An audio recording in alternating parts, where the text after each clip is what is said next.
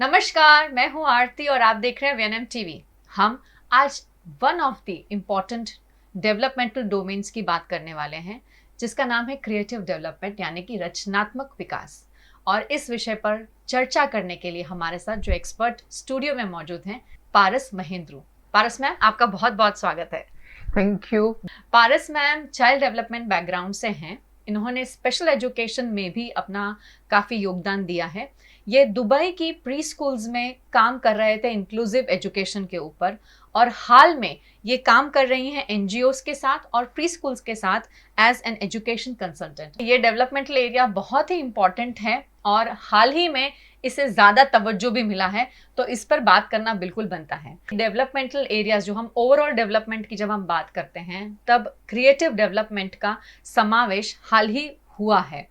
तो सबसे पहले तो अगर आप हमारी ऑडियंस को बताएं कि क्रिएटिव डेवलपमेंट यानी कि रचनात्मक विकास क्या है और इसका क्या इम्पोर्टेंस है अर्ली ईयर्स में। ओके तो मुझे इस बात की बहुत खुशी है कि फाइनली क्रिएटिव डेवलपमेंट पे डायलॉग होने लगा है।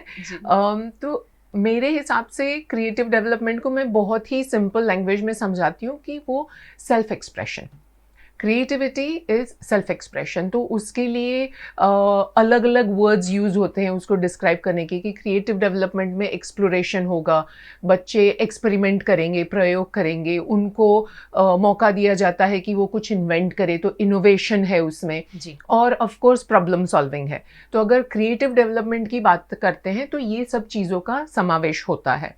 और जैसे आपने कहा कि अर्ली ईयर्स में क्या इसका इम्पोर्टेंस है, तो अर्ली ईयर्स में जैसे हमें पता है कि शुरू के कुछ साल में डेवलपमेंट हर एरिया में एक्सेलरेटेड होता है, क्योंकि ब्रेन बहुत जल्दी उस समय विकास हो रहा है उसका। जी। और हमें ये भी पता है कि एक एरिया का डेवलपमेंट का इन्फ्लुएंस दूसरे एरिया के डेवलपमेंट पे भी होता है, डेवलपमेंट कंपार्टमेंट में नहीं हो सकता। तो क्रिएटिव डेवलपमेंट जैसे एक तो बच्चे खुद अपनी अभिव्यक्ति कर सकेंगे, तो उस हिसाब से तो उसकी अहमियत बहुत ही ज़्यादा है, पर उसके अलावा उसका इम्पैक्ट दूसरे एरियाज पे भी आता है, जैसे कि इमोशनल डेवलपमेंट है। तो अगर बच्चा अपनी अंदर की बात हमारे साथ शेयर कर पाता है, चाहे ड्राइंग से करे, चाहे डांस से करे, चाहे कुछ मॉडल बना के करे, कोई भी अपना तरीका अपनाए, तो हमें उसके दिमाग में क्या चल रहा है, उसके इमोशंस क्या है, उसके बारे में बहुत सारी माहिती मिल सकती है। और छोटे बच्चे इतना जल्दी से अपने इमोशंस के बारे में बात नहीं कर पाते हैं, तो ये एक बहुत ही अच्छा जरिया है कि हम समझ सके कि उनके अंदर क्या चल रहा है। और ऑफ कोर्स क्रिएटिव डेवलपमेंट का कॉग्निटिव डेवलपमेंट, मानसिक विकास के साथ भी बहुत गहरा रिश्ता है। जैसे मैंने कहा कि प्रॉब्लम सॉल्विंग, क्रिएटिविटी सिर्फ पेंटिंग और कटिंग एक्टिविटी नहीं ना है, तो प्रॉब्लम सॉल्विंग वो मानसिक विकास के साथ उसका बहुत गहरा रिश्ता है।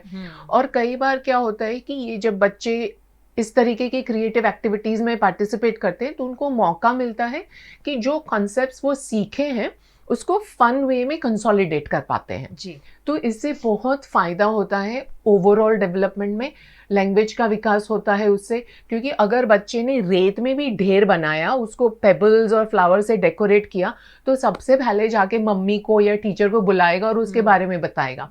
तो सीधा लैंग्वेज डेवलपमेंट पे असर आता है उसका। क्रिएटिव डेवलपमेंट हर एरिया में है, हर चीज़ में है, स्पोर्ट्स में भी है। तो बच्चे खुद की अपनी गेम्स बनाते हैं और खुद के रूल्स बनाते हैं। तो यहाँ पे सोशल डेवलपमेंट हो रही है कि वो अब एक दूसरे के साथ कोऑपरेट करेंगे, नेगोशिएट करेंगे, कौन सा रूल यूज़ करना है, कौन सा नहीं करना है। तो क्रिएटिव डेवलपमेंट का असर हर एरिया के डेवलपमेंट में होता है और इसलिए उसकी अहमियत बहुत ज़्यादा है। राइट। जिस तरह मैम आपने बताया कि क्रिएटिविटी जो है वो सिर्फ कटिंग है या पेस्टिंग है या प्रिंटिंग नहीं है, वही मेरा सवाल आपसे है, क्योंकि आज भी जब हम क्रिएटिव डेवलपमेंट की बात करते हैं, हम क्रिएटिविटी की बात करते हैं, तो उसे हमेशा आर्ट के साथ रिलेट किया जाता है। तो कितना सही है क्रिएटिविटी को सिर्फ आर्ट से जोड़ना? आप बिल्कुल सही कह रहे हो, ये मैंने भी काफ़ी ऑब्जर्व किया हुआ है जी। तो सबसे पहले तो जैसे मैंने आपको कहा कि क्रिएटिविटी हर चीज़ में है, हर लाइफ के हर पहलू में है। सिंपल सी बात है कि आज सुबह आप उठे और आपको पता है कि आपको जॉब के लिए भागना है और बच्चों का टिफ़िन भी बनाना है स्कूल में जाने के लिए, तो फ्रिज खोला और जो इंग्रेडिएंट्स पड़े थे उसको मिला के अपना खुद का रेसिपी बनाया, वो क्रिएटिविटी है। बिल्कुल ठीक है। अगर स्पोर्ट्स की बात करें तो आज की तारीख में 2020 क्रिकेट फॉर्मेट बहुत पॉपुलर है. That's an example of creativity कि आपने जो ओरिजिनल फॉर्मेट है उसके अंदर काफी सारी नई चीजें ऐड करी और एक उसको नए स्वरूप में पेश किया. आप किसी का किताब पढ़ते हो तो वो भी क्रिएटिव एक्सप्रेशन है. तो क्रिएटिविटी हमारी हर चीज में, अगर आप किसी के यहाँ पार्टी में जा रहे हो तो अपनी आउटफिट डिसाइड करोगे ना कि इसके साथ ये पहनूंगी, इसके साथ ये करूंगी, तो you creating a look. Correct. तो हर चीज में है. तो हम किसी भी तरीके से ऐसा नहीं कह सकते कि सिर्फ पेंटिंग में या सिर्फ कटिंग एक्टिविटी में क्रिएटिविटी है. एक आई एम श्योर आपको पता है रेजियो एमिलिया पेडागोजी, उसमें एक कॉन्सेप्ट है 100 लैंग्वेजेस. तो उन्होंने ये कहा है और बहुत सही कहा है कि हर बच्चा यूनिक है, उसका तरीका खुद को अभिव्यक्त करने का अलग है. कोई ड्राइंग करके करेगा, कोई मॉडल बना के, जैसे मैंने कहा, कोई लिख के, कोई डांस करके, कोई गा के. तो हमें ये सब चीजों का ध्यान रखना है जब हम क्रिएटिविटी के बारे में बात कर रहे हैं तो. और एक थोड़ा सा डिफरेंस मैं थोड़ा हाईलाइट करना चाहती हूँ कि कई बार ये माना जाता है कि अगर आप अच्छी सी पेंटिंग कर लेते हो या अच्छी सी स्कल्पचर बना लेते हो तो आप बहुत क्रिएटिव हो. But there is a fine line between being artistic and being creative. तो कई सारे लोग हैं जो बहुत आर्टिस्टिक हैं, वो किसी और की ड्राइंग देख के बिल्कुल हूबहू नकल बना सकते हैं, वो किसी का पेंटिंग देख के उसका हूबहू नकल बना सकते हैं, किसी का गाना सुन के हूबहू गा सकते हैं. तो दे हैव एस्थेटिक सेंस और उनमें वो आर्टिस्टिक टैलेंट डेफिनेटली है, पर वो खुद की अभिव्यक्ति नहीं है. तो आर्टिस्टिक टैलेंट होना वो एक हिस्सा है क्रिएटिविटी का. और जैसे आपने कहा कि पेंटिंग और कटिंग एक्टिविटीज पे हम ज्यादा एम्फेसिस करते हैं, तो वो भी एक हिस्सा है क्रिएटिविटी का. वो क्रिएटिविटी अकेले नहीं है. आपको बच्चों को हर तरीके का एक्सपोजर देना है. जैसे मैंने कहा क्रिएटिविटी खेल में भी है, क्रिएटिविटी साइंस में भी है. तो हमारा ये ध्येय होना चाहिए कि हम हर चीज का एक्सपोजर बच्चों को दे ताकि उनका क्रिएटिव डेवलपमेंट ऑप्टिमम हो और वो अपने तरीके से अभिव्यक्त कर सके खुद को. राइट. तो आई थिंक इसके लिए बच्चों को उनका स्पेस देना बहुत ज़रूरी है, क्योंकि जब बच्चों को अपनी खुद की स्पेस मिलेगी तब वो अपने आप को आराम से और ओपनली एक्सप्रेस कर पाएंगे और हम अच्छे से समझ पाएंगे कि बच्चा क्या कहना चाहता है. जिस तरह के मीडियम्स में हमने बताया कि अगर उसे कुछ एक्सप्रेस करना है तो वो पेंट से भी हो सकता है, गा के भी हो सकता है, डांस थ्रू भी हो सकता है. तो अलग अलग मीडियम्स है, लेकिन हमारा जो एक्सपोजर हम एनवायरनमेंट क्रिएट कर रहे हैं वो ऐसा होना चाहिए कि बच्चे को ये सारी चीज़ों का उसको मटेरियल्स अवेलेबल हो और वो एक्सप्रेस कर सके फ्रीली. तो ये एनवायरनमेंट डिज़ाइन करना, ये हम as a parent, as an educator, ये हमारा ड्यूटी है. जब हम क्रिएटिव डेवलपमेंट की ऑप्टिमल ग्रोथ की बात करते हैं कि हम चाहते हैं कि हमारे बच्चे में क्रिएटिविटी अच्छे से आए, तो not just painting, art and craft, pasting, पर जिस तरह के क्षेत्र आपने बताए तो उसकी ग्रोथ को ध्यान में रखते हुए as a parent, as a educator, हमें क्या चीज़ें अपने रूटीन में या अपने दिनचर्या में लानी चाहिए? तो काफ़ी सारी चीज़ें हैं जो हम कर सकते हैं जिससे हम बच्चों के अंदर की क्रिएटिविटी को प्रोत्साहित कर पाएँ.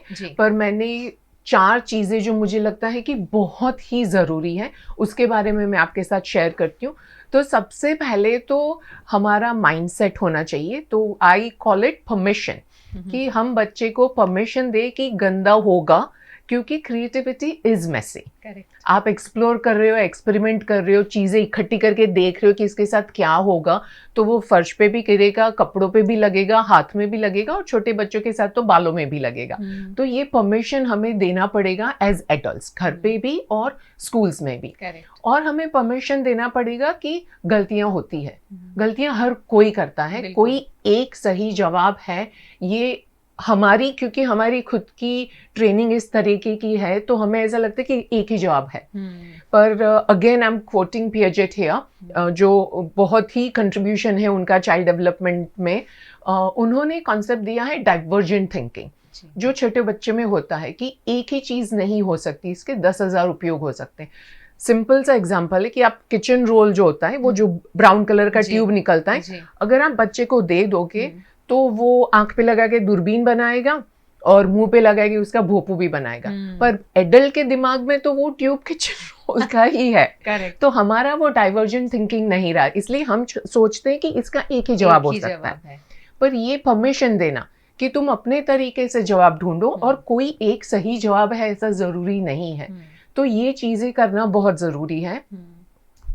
दूसरा है कि हम ओपन एंडेड रिसोर्सेज जितने हो सके, इंडिजिनस रिसोर्सेज, तो मैं ये नहीं कहूँगी कि एजुकेशनल टॉयज़ और एजुकेशनल रिसोर्सेज बिल्कुल बेकार हैं, खरीदने ही नहीं चाहिए, ऐसा मैं कभी नहीं कहूँगी। पर ओपन एंडेड रिसोर्सेज और इंडिजिनस मटेरियल, जैसे मैंने किचन रोल के ट्यूब का एग्जांपल दिया, वो बच्चे को प्रोत्साहित करता है और उनकी डाइवर्जेंट थिंकिंग को एनकरेज करता है, जिसका सीधा कनेक्शन क्रिएटिविटी से है और सेल्फ एक्सप्रेशन से है। तो बहुत ज़रूरी है कि हम इंडिजिनस मटेरियल अपने क्लास में भी रखें, और अगर घर में भी पॉसिबल है, छोटी छोटी चीज़ें हम जमा करके रख सकते हैं। छोटी सी सिंपल सी चीज़ें हर घर में अवेलेबल है। दुपट्टा, स्पाइडरमैन का या बैटमैन का कॉस्ट्यूम नहीं खरीदो या फ्रोजन का कॉस्ट्यूम नहीं खरीदो, तो 2-4 दुपट्टे दे दो। वो दुपट्टे को आज साड़ी बना के पहनेंगे, कल केप बना के यहाँ वहाँ कूदेंगे। तो जैसे मैंने कहा, डाइवर्जेंट थिंकिंग भी होगा उनका एनकरेज इसमें। और एक चीज़ है कि रेजिलियंस डेवलप करना चाहिए हमें बच्चों के अंदर, क्योंकि क्रिएटिविटी जब हम एक्सपेरिमेंट कर रहे हैं, एक्सप्लोर कर रहे हैं, तो इनवेरिएबली अड़चने तो आएगी हर एक के साथ, और हर कोई वो फेलियर एक्सपीरियंस करता है। तो ये बहुत ज़रूरी है कि हम बच्चों के अंदर रेजिलियंस बिल्ड करें, और ये बिल्ड कर सकते हैं। रेजिलियंस कैन बी इन्हांस्ड और इंक्रीज्ड ऑल्सो। तो ये भी बहुत ज़रूरी है कि बच्चे समझ पाए कि हाँ, गलत हो सकता है हमारा आइडिया। और सबसे लास्ट की चीज़ मैं ये कहूँगी कि ऑडियंस का मतलब ये नहीं कि आप एग्जिबिशन रखिए बच्चों के आर्ट वर्क का, पर पापा मम्मी कैसे अप्रिशिएट करते हैं, how do you cherish your child's art work, whether it's a science model, art का पीस है, उसने खुद ने अपना गाना लिखा है, स्कूल में टीचर्स किस तरह से रिस्पॉन्ड करती है जी। तो ये बहुत ज़रूरी है, क्योंकि इससे बच्चों का कॉन्फिडेंस बढ़ेगा। उनको लगेगा कि मैंने जो बनाया है उसका वैल्यू है, और मेरी लाइफ में जो एडल्ट्स हैं वो इस चीज़ को चेरिश कर रहे हैं। तो ये 4 चीज़ों को हम ध्यान में रख के चलें, तो मुझे लगता है कि क्रिएटिव डेवलपमेंट को बहुत प्रोत्साहन मिल सकता है। Very true. बहुत सारी इंपॉर्टेंट फैक्टर्स मैम ने बताए हैं क्रिएटिविटी को लगते हुए, और इन सभी चीज़ों की शुरुआत जो है ना, वो सबसे पहले घर से होती है, क्योंकि बच्चा जो है वो घर में ही बड़ा हो रहा है। बचपन से जिस तरह का एटमॉस्फेयर हम अपने बच्चे को देते हैं, एनवायरनमेंट क्रिएट करते हैं, उसी से बच्चों की ये जितने भी डेवलपमेंटल एरियाज है उस पर असर पड़ता है। अगर आपके घर में पहले से ही एनवायरनमेंट ओपन एनवायरनमेंट है, जहाँ पर ओपन एंडेड क्वेश्चंस, मैम ने जैसे बताया कि आप ऐसे वार्तालाप करते हैं जहाँ बच्चे को एक्सप्रेस करने का एक फ्रीडम मिलती है, जहाँ बच्चे की कही हुई बात को सुना जाता है और बच्चे की कही हुई बात की रिस्पेक्ट भी की जाती है, उसे वैल्यू की जाती है, तो बच्चा ऑटोमेटिकली बहुत आगे बढ़ सकता है इस क्षेत्र में। अगर हम क्रिएटिविटी की पर्टिकुलर बात करें, ना कि खाली आर्ट क्राफ्ट की बात करें। और मैम ने बहुत सारे एग्जांपल्स भी हमें बताया कि ये सारी चीज़ें जो हैं, जो इंडिजिनस मटेरियल्स की मैम बात कर रहे हैं, हमारे घर में हर कॉर्नर में अवेलेबल होता है।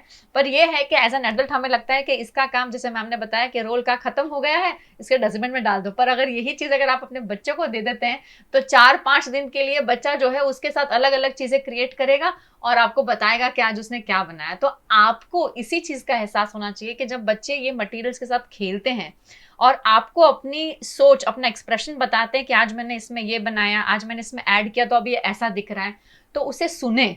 बहुत ज़रूरी है बच्चों को सुनना, उन्हें सुनना, वो क्या कहना चाहते हैं। अपना हम कहते हैं ना, कई बार हम एकदम इमिडिएटली कह देते हैं, अरे नहीं ये तो ऐसा दिखता ही नहीं है, तुमने क्या सोच के बना दिया।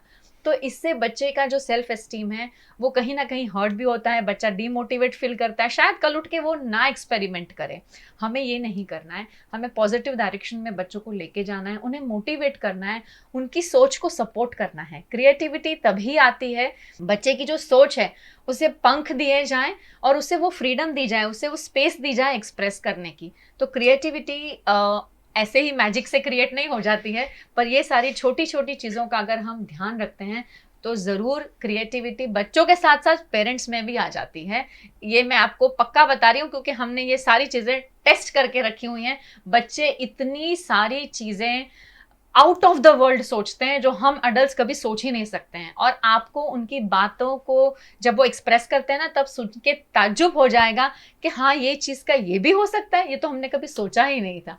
और वो इतना वंडरफुल आइडिया लेकर आते हैं। इसलिए बच्चों की सोच को सपोर्ट करें और उन्हें सुने। आप एक ट्रेनर भी हैं, आप काफ़ी सारे एजुकेशन जो सेक्टर से जुड़े हुए हैं उन्हें ट्रेन करते हैं। क्रिएटिविटी की जब हम बात करते हैं, हम क्लास को अपने अरेंज करते हैं अल्फ़ाबेट्स, नंबर्स, शेप्स, कलर्स के साथ, पर जब क्रिएटिविटी को क्लास में लाना है तो आई एम श्योर आपके लिए भी ये बहुत बड़ी चुनौती होती होगी, क्योंकि उसके लिए टीचर्स को शायद पहले उस एंगल से सोचना ज़रूरी है या पेरेंट को सोचना ज़रूरी है। तो क्या कहना चाहेंगे आप इसके ऊपर, कैसे हम क्रिएटिविटी को अपने क्लास का हिस्सा बना सकते हैं? ये चैलेंजिंग है। मुझे लगता है कि इसके पीछे की वजह एक तो ये है कि अवेयरनेस, अंडरस्टैंडिंग, और टीचर्स को भी ट्रेनिंग, ऑनगोइंग ट्रेनिंग होना चाहिए। बिल्कुल। तो पेरेंट के वर्कशॉप्स भी होने चाहिए साथ साथ में, क्योंकि कई बार होता है कि जब मैं स्कूल्स और प्री स्कूल्स और उनके साथ बात करती हूँ कि वो मुझे पूछते हैं कि आप कौन कौन से वर्कशॉप्स ऑफर कर रहे हो जी। तो क्रिएटिविटी मेरा टॉप पे होता है। क्रिएटिविटी और आउटडोर प्ले ये मेरे फेवरेट टॉपिक्स हैं। और फिर वो हमेशा बात वहीं आ जाती है कि प्री राइटिंग पे कुछ करें, क्योंकि पेरेंट्स को इसमें इंटरेस्ट है ज़्यादा, क्योंकि उनको वो दिखता है ना, लिखा हुआ है तो दिखेगा कि ये मेरा बच्चा सीख गया है। तो मुझे लगता है कि ये एक अवेयरनेस करना बहुत ज़रूरी है। जब तक हमें पता ही नहीं है तब तक हम कुछ कर ही नहीं सकते हैं। तो जैसे आज आपका ये प्रोग्राम है तो इसके द्वारा काफ़ी सारा अवेयरनेस क्रिएट होगा। उसी तरीके से स्कूल्स वगैरह में मैं इंसिस्ट करती हूँ कि आप टीचर्स को क्रिएटिव डेवलपमेंट पे ट्रेन कीजिए, तभी वो क्लासरूम में रिफ्लेक्ट होगा। करेक्ट। जब वो सोचने लगेंगे इसके बारे में तो क्लासरूम में रिफ्लेक्ट होने लगेगा। ये सबसे बड़ा चैलेंज है कि लैक ऑफ अवेयरनेस। करेक्ट। और उससे अलावा और तो ये भी है कि हमारा खुद का भी ट्रेनिंग, हमारे खुद का माइंडसेट, जो पहले भी मैंने मेंशन किया कि कुछ कुछ चीजें हैं जो हमारे अंदर एम्बेडेड है, क्योंकि हमें उस तरीके से ट्रेन किया गया था, उस तरीके से हमारी पढ़ाई हुई थी। तो उसको अनलर्न करना as adults, like for example creativity का हम आर्ट एंड क्राफ्ट की बात करते हैं क्योंकि वो काफ़ी कॉमन है, सबको शायद समझ में भी आ जाएगा। कई बार मैं देखती हूँ कि फ्रूट का जैसे थीम चल रहा है और पूरी क्लास वाटरमेलन बना रही है, एक असेंबली लाइन जैसे लगा हुआ है, सबके पास वो आधी कटी हुई पेपर प्लेट है, उसमें नीचे ग्रीन करना है, बीच में रेड करना है, टीचर सब कुछ बता रही है और सीड्स कहाँ लगाने हैं वो भी बता रही है। तो और फिर हम उसको सीधा डिस्प्ले पे लगाने के जुगाड़ में होते हैं कि इसको लगाते हैं डिस्प्ले पे कैसा दिखेगा। होता है, सब जगह होता है। बिल्कुल 100%। तो एज एडल्ट्स हमारा पूरा ध्यान है कि ये वाटरमेलन का स्लाइस मेरे बोर्ड पे कैसा दिखेगा, हमारा ध्यान एंड प्रोडक्ट पे है। करेक्ट। एंड प्रोडक्ट में बच्चे को तो इंटरेस्ट ही नहीं है, क्योंकि एक बार वो स्लाइस बन गया फिर वो आके बोलेगा मैं क्या करूं, वो तो भूल गया वो स्लाइस को। उनकी लर्निंग और उनकी क्रिएटिविटी प्रोसेस में है। तो ये बात को समझना कि यहाँ पे लर्निंग हो रही है, प्रोसेस में लर्निंग हो रही है, प्रोसेस में क्रिएटिविटी रिफ्लेक्ट होगी, बिकॉज वहाँ पे बच्चे एक्सप्लोर कर रहे हैं, वहाँ पे बच्चे एक्सपेरिमेंट कर रहे हैं कि लाल और ग्रीन कलर मिक्स हो गया तो कैसा होगा। तो वो लर्निंग अपॉर्चुनिटीज कई बार मिस हो जाती है, क्योंकि एज एडल्ट्स हमारा ध्यान है कि ये वाटरमेलन जैसे दिखना चाहिए। तो ये एक दूसरा चैलेंज मेरे हिसाब से है कि ये अनलर्न करना एज एडल्ट्स और नया सीखना। तो ये दो सबसे बड़ी चैलेंजेस है मेरे हिसाब से। और अगर इसको हम ओवरकम कर पाते हैं तो मुझे लगता है क्लासरूम्स में क्रिएटिविटी विल थ्राइव। करेक्ट। बच्चे तो क्रिएटिव ही हैं, हमें क्रिएटिव होना है। और मैम ने बहुत सही बात बताई है कि बच्चों के दिमाग में जो आइडियाज होते हैं ना वो सारे क्रिएटिव ही होते हैं। अगर आपके क्लास में 32 बच्चे हैं तो 32 के, मैम ने जैसे वाटरमेलन का अगर आपको बताया है तो आपने उनको कहा है कि यहाँ हरा और यहाँ लाल होना ही चाहिए, इसलिए बच्चे को करना है। लेकिन अगर आप बच्चों पे छोड़ दो तो आप देखो कि बच्चे कौन सा कलर कहाँ करते हैं और वो सीड्स कहाँ लगाते हैं, और वो अगर उन्होंने उल्टे भी लगाए हैं तो उसका भी उनके पास रीजन होगा कि उन्होंने ऐसा क्यों किया है। क्योंकि हर बच्चे की क्रिएटिव आर्ट वर्क है या कोई भी पीस है, उसके पीछे उसका जो दिमाग में जो रीजनिंग चल रहा है मैम, जो थॉट प्रोसेस है, वो बहुत क्लियर होते हैं बच्चे। और आजकल की जनरेशन के बच्चे तो बहुत क्लियर हैं। आई एम श्योर आप भी उसको अग्री करेंगे। जी बिल्कुल, आपकी बात को वो गलत प्रूव कर सकते हैं अगर आप बोलें कि नहीं वाटरमेलन ऐसा ही होता है, but kids have their own ways to tell you कि नहीं, it's not that the same way जो आप बता रहे हैं। मेरा तरीका, मेरा वाटरमेलन आज ये नया वाला है। बिल्कुल सही कहा आपने। और अगर आप प्रकृति की ओर भी देखेंगे तो वाटरमेलन एक जैसे नहीं होते हैं। एब्सोल्युटली, बिल्कुल सही बताया, अलग अलग टाइप के आते हैं। तो हम ये वही बात वापस वही दोहरा रही हूँ, डाइवर्जेंट थिंकिंग हम में बहुत कम हो गया है और उसके लिए काफी हद तक हमारा एजुकेशन सिस्टम रिस्पॉन्सिबल है जी। पर वही चीज है कि इसको हमें भुलाना है और उस